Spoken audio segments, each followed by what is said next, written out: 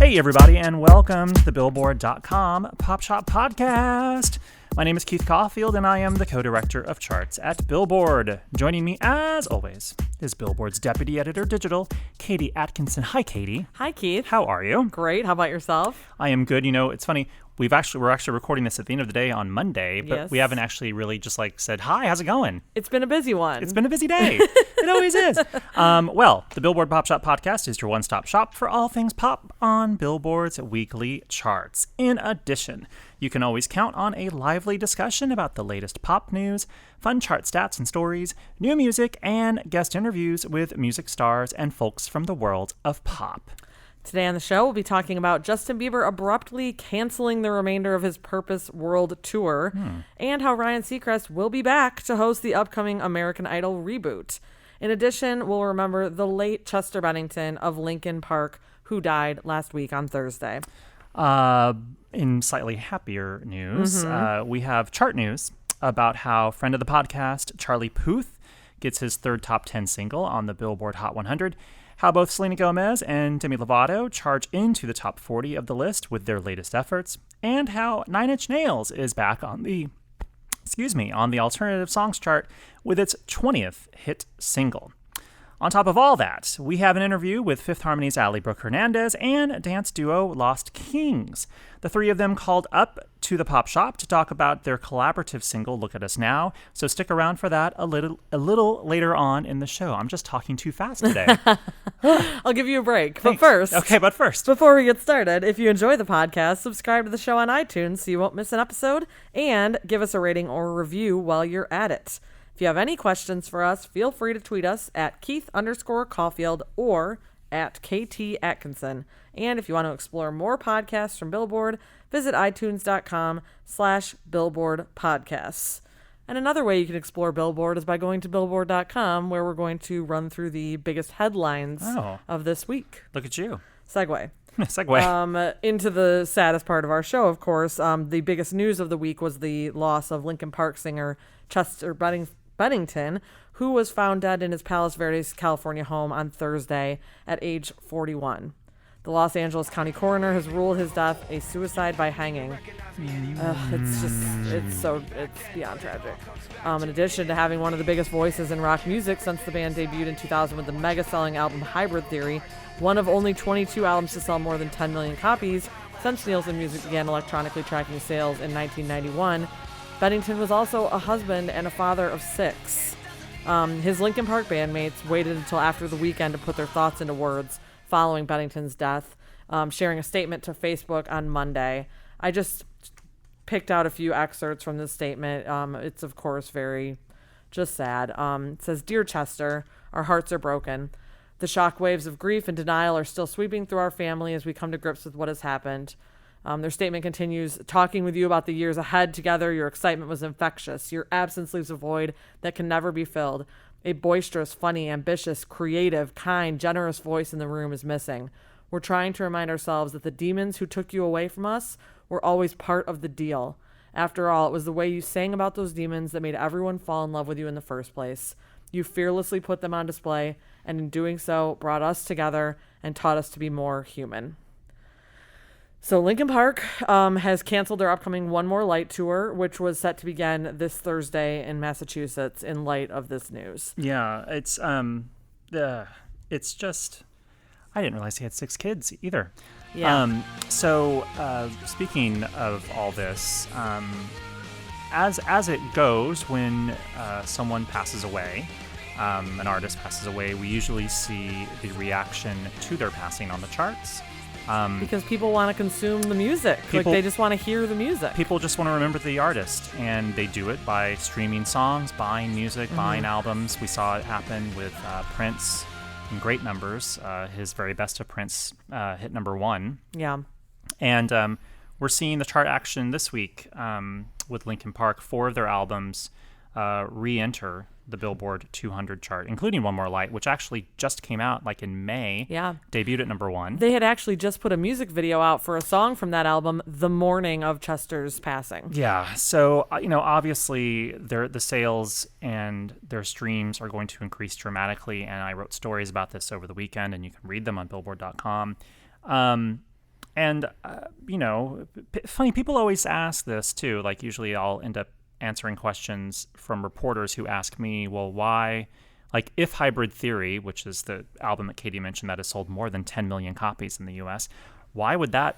Who's buying that album now? Why would that album suddenly have a jump if everyone already owns it? I'm like, yeah, but not necessarily everyone owns it. Yeah. Or maybe you had it a million years ago on cassette and you just didn't buy it yet. Or maybe you're streaming it that day instead of going and getting your copy out. Right. So stay tuned, of course, to Billboard.com as we follow sort of, all things related to this. And, of course, we'll keep you posted on further chart action, I suppose. So moving on to some other news on Billboard.com. Speaking of canceled tours, Justin Bieber actually announced Monday that he is calling off the remaining dates of his Purpose World Tour, citing unforeseen circumstances. A statement on Bieber's website didn't provide an exact reason for the cancellation, but thanked believers for their support of the tour, which did start way back in March 2016. So he's been on the road for a while. Yeah. The statement reads in part, Justin loves his fans and hates to disappoint them. He thanks his fans for the incredible experience of the Purpose World Tour over the last 18 months. He's grateful and honored to have shared that experience with his cast and crew for over 150 successful shows across 6 continents during this run. What, no Antarctica? However, after careful consideration, he's decided he will not be performing any further dates. There were 14 shows remaining on the tour, including some U.S. stadium dates in New York, Dallas, the Rose Bowl in Pasadena was one of them as well, before he was set to head to Asia for the final 5 concerts of the tour. I mean, yeah, you can only imagine that it was probably just exhaustion. 150 shows in 6 continents over a year and a half. It's a very long time. It's grueling. Yeah. And TMZ actually caught up with him on camera late Monday. And he basically just acknowledged that he needed rest and relaxation after this tour. It's like you're either going to like break an artist and they're going to lose it, or it's just like, you know what? I need to stop. Take a pause. Yeah. And finally, it's official. You can't have American Idol without Ryan Seacrest.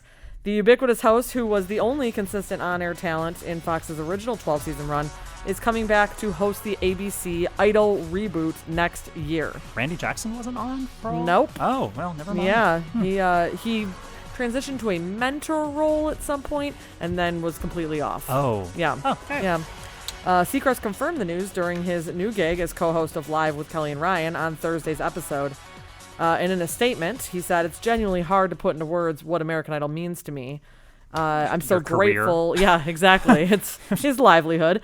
I'm so grateful for the show and all the career and life opportunities it's allowed me to experience. It's been an incredible journey from day one. To be asked to return this year at my new home at Disney ABC is an honor, if not a bit surreal. Wasn't American Idol on for 15 seasons? Oh, 15? Wasn't it? Did I mess up? Well, we'll double check this. We'll double check this. If it was 15, then it was 15. If it was 12, it was 12. It's going to be one of those. It was a lot of seasons. It was a lot of seasons. And then it's coming back for a brand new one next year.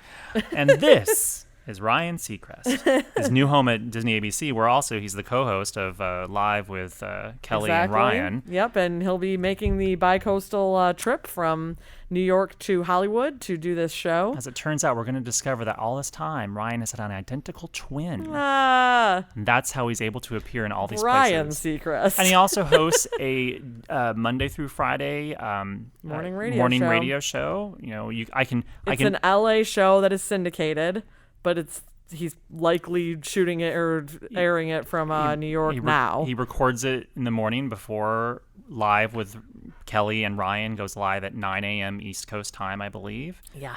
And then somehow he... Let someone else have a job, Ryan. Manages the rest of his, Kardashian reality show, Shahs of Sunset Empire. Yeah. It's insane. Hosting is hard, too, and he's good at being just the guy who keeps things moving. And that's hard to do on TV. It really is. If you've looked at a lot of these shows that have come around, I mean, I think there's examples of other people who've done it well. Tom Bergeron and Ryan Seacrest, like keeping those truly live shows going, that's hard. Yep. Anyway, well, let's run the Billboard chart numbers and do the chart chat. Here are 3 of the biggest headlines on the charts. Number 1, Charlie Puth hits the top 10 of the Billboard Hot 100 for a 3rd time with his single Attention. Number 2, Selena Gomez and Demi Lovato both jump into the top 40 with their respective latest singles, Fetish and Sorry Not Sorry. And number 3, Nine Inch Nails are back with their 20th hit on the alternative songs chart, Less Than. Okay, let's break down each of these individually. First up, friend of the podcast, Charlie Puth, scores his third top 10 hit on the Billboard Hot 100 as Attention. Rises 13 to 10 on the list with gains in radio airplay and streams. Listeners of the show may recall Puth's recent interview on the Pop Shop, where he took us inside his home studio and showed us how he made Attention track by track. If you did not hear that, go back and listen. It is amazing. It's an at-home Pop Shop podcast where you learn how a top 10 single is made. If only we could do that. All the time. All the time. Yeah, exactly. Puth previously visited the top 10 with See You Again in 2015. Of course, that was Wiz Khalifa featuring Charlie Puth, which spent 12 weeks at number 1. And then Puth came back to the top 10 the following year with We Don't Talk Anymore featuring Selena Gomez. More on her in just a second. Fun fact, Puth is currently on tour with Shawn Mendes, who also recently got his third top 10 hit on the Hot 100 with There's Nothing Holding Me Back. Also, fun fact about both of them is that they each got a top 10 in each of the last 3 years. That's what I was just thinking. 3 straight years of top 10. 15, 16, I didn't realize and 17. Shawn had that too. That's amazing. Yeah. And, by the way, up at number 1 on the Hot 100 this week, Luis Fonsi and Daddy Yankee's Despacito featuring Justin Bieber is still number 1 for an 11th week. Will anything topple it? Who knows? Place your bets and tweet us as to what song you think could bump Despacito from number 1. Let us know. I feel like Wild Thoughts is catchy as hell, but I don't know if it's going to gain enough. It could just hang around long enough. Yeah, kind of like Bruno Mars. That's what I like. Yeah. You just need to just keep sustaining Hang in there, yourself. DJ Khaled. Hang in there. You can make it happen. Next up, a pair of old pals separately earn new top 40 hits on the Hot 100 as Demi Lovato's Sorry Not Sorry zooms 52 to 23 on the Hot 100, and Selena Gomez's Fetish flies 92 to 27. The former Disney Channel stars notched their respective 12th and 18th top 40 hits with their latest singles. Bonus fun fact for you, did you know that Selena has scored at least one top 40 hit every year from 2009 through 2017? Her most hit-filled year was 2016, when she scored 4 top 40 hits. Same Old Love, Hands to Myself, We Don't Talk Anymore with Charlie Puth, and Kill 'Em With Kindness. Was a good year for Selena. Every year is a good year for Selena and Demi. I mean, they're both doing quite well, I would say. Yeah. Lastly, Nine Inch Nails are back as the duo clocks its 20th hit on the alternative songs chart with the debut of Less Than. The track bows at number 35 on the tally and is the act's first hit on the list since 2013, when Came Back Haunted peaked at number 7. Katie, quiz Katie time, can you name Nine Inch Nails' first top 10 hit on the alternative songs chart? I'm going to go with their first biggest hit, which is Closer. Nope, that peaked at number 11. Oh, so close. Head Like a Hole? So closer. No, Head Like a Hole, number 28. Hurt, yes. That was their first top 10 hit. There. It peaked at number 8 in 1995. Believe it or not, or I guess this is actually kind of believable, Nine Inch Nails made its chart debut not on the alternative chart, but on our dance club songs chart. Love that. On the list dated November 11th, 1989. Yes, it's been that long. Down in It, debuted at number 40 on the tally. And a little over a month later, the track bowed on the alternative songs chart. Oddly enough, the song peaked at number 16 on both lists. By the way, Down in It, I believe, is from Pretty Hate Machine, which is an amazing... That was indeed a fun fact. I did not know that. Dance club songs, that's great. That was the dance club songs chart was a little different back in the 80s and 90s. Nine Inch Nails always have had like a driving beat, but still. Yeah. You just think of them as alternative radio guys. Yeah. You wouldn't necessarily, but we could go on a whole tangent about how like certain charts housed certain acts at certain times. Like the alternative chart back in the 90s had Sting and Sheryl Crow on it. And they won't touch Sheryl Crow or Sting anymore. Yeah. So strange things happen. Indeed. Well, now it is time for our interview with Fifth Harmony's Ally Brooke Hernandez and Lost Kings. Ally Brooke and Lost Kings, which is comprised of producers Rob BC and Nick Shanholtz, by the way, called in to chat about their new single, Look at Us Now. Look at us now. Which also happens to be Ally Brooke's first single outside of her work, of course, with Fifth Harmony. Lost Kings say that they thought Ally and her voice was the perfect match for them and the song. And for her part, Ally said this was a no-brainer for her. And as it turns out, once they got into the studio together, they had a blast. And as Ally says, they felt like they'd known each other for a really long time. Once the song was released last month, fans reacted well, and the track debuted straight into the top 40 on the Hot Dance Electronic Songs chart. Now, for our interview, we spoke to Lost Kings and Ally Brooke via phone, and the quality of the connection leaves a little bit to be desired. Fair warning. But with that said, here's our chat with Ally Brooke and Lost Kings.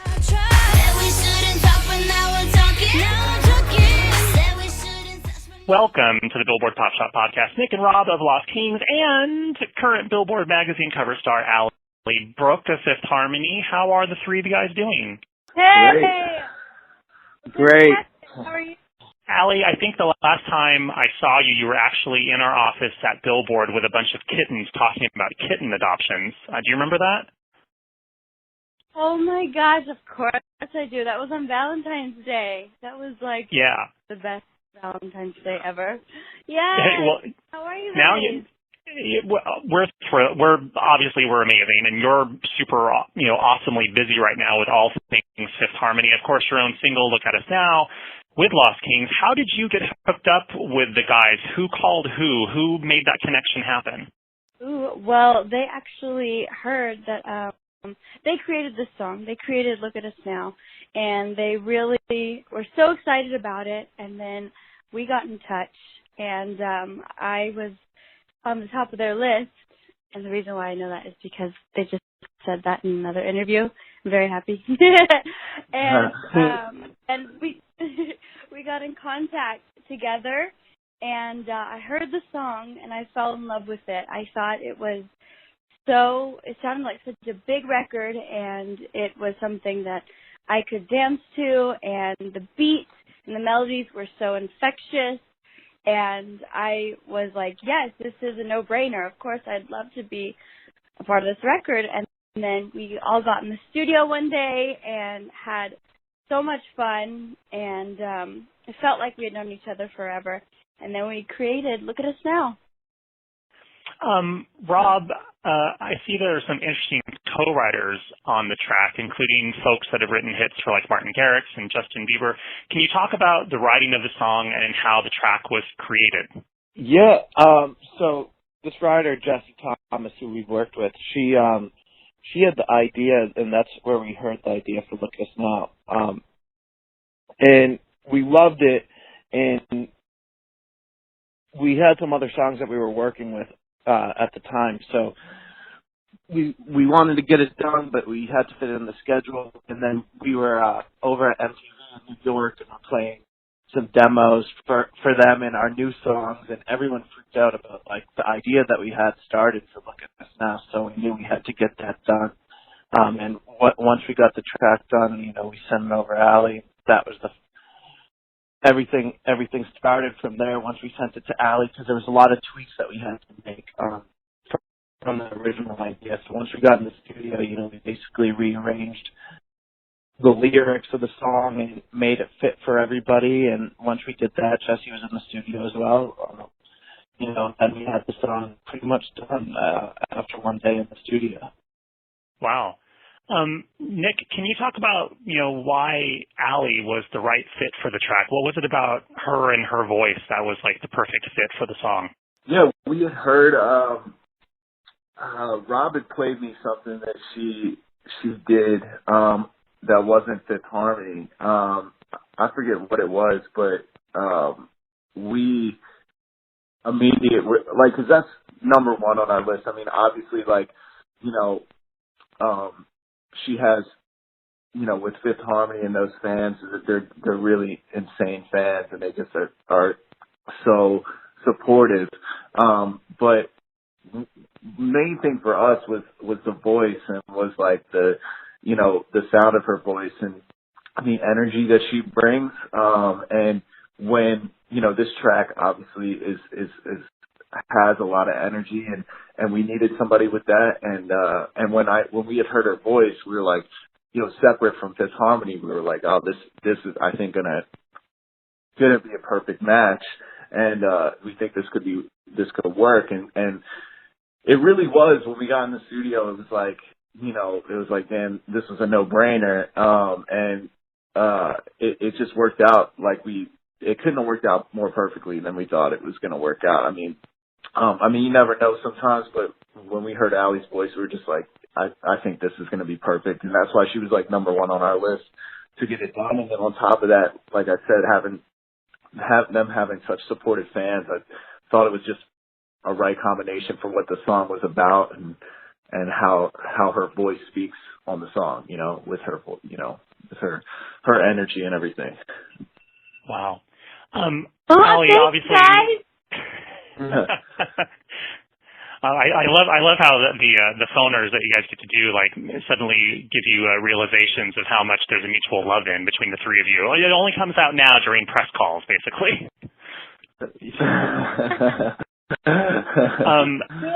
Ally, I want to say, obviously, Fifth Harmony takes up the majority of your time. Certainly right now you're in the midst of promoting, your current single, as well as your own solo single. So, how do you decide what projects to take on for your solo projects? Outside of Fifth Harmony, how do you decide what is the best thing for you to work on?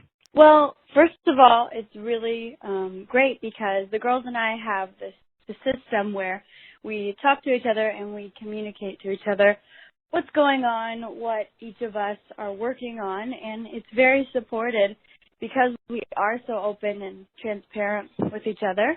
And first and foremost, we also know that Fifth Harmony is our priority and it's our home, and we love Fifth Harmony. I mean, this is our everything.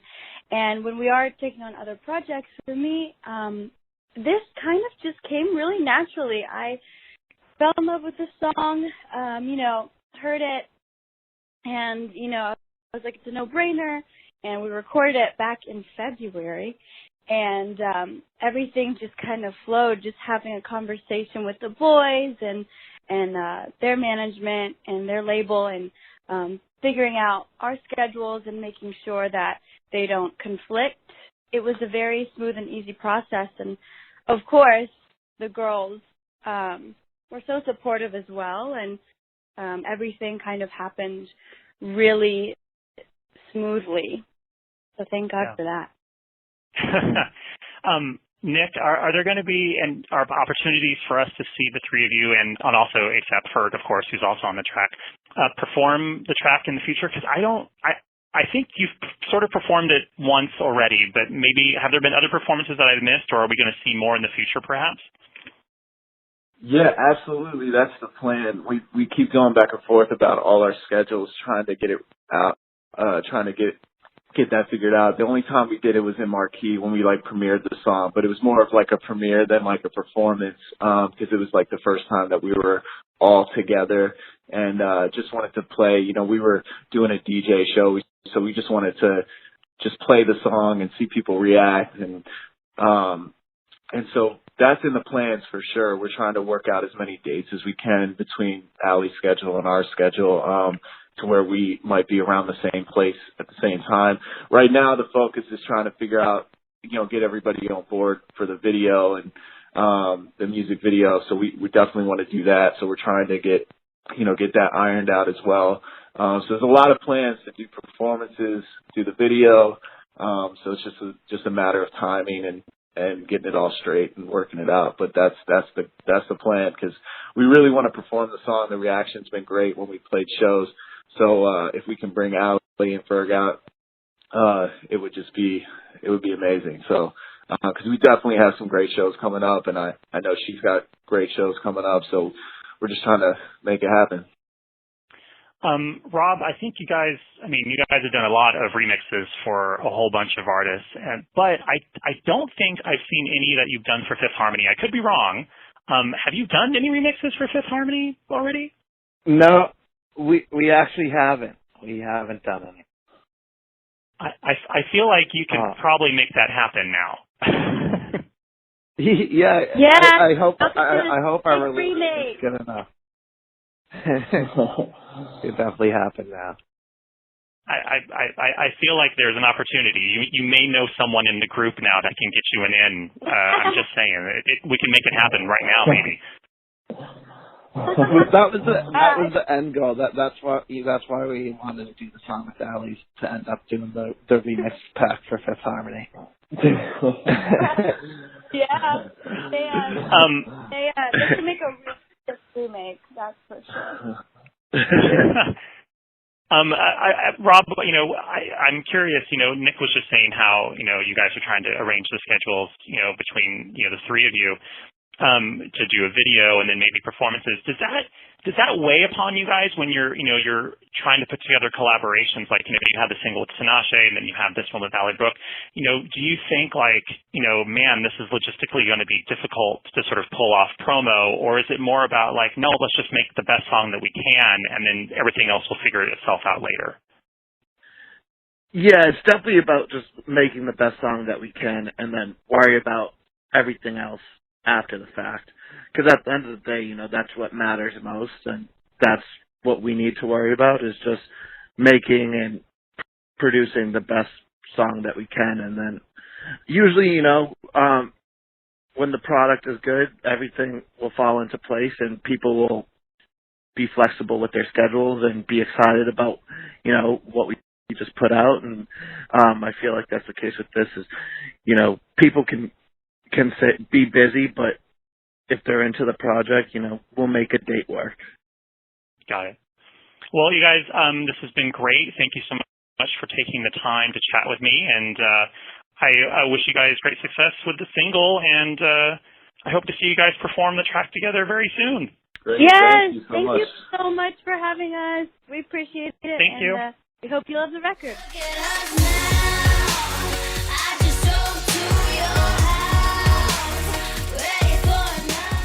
Thank you again to the fabulous Ally Brooke and Lost Kings. Ally is officially a friend of the podcast. Friend of the podcast, Ally Brooke. She has been on here solo and with Fifth Harmony. Yeah, Fifth Harmony's been on here, I think maybe 2 or 3 times.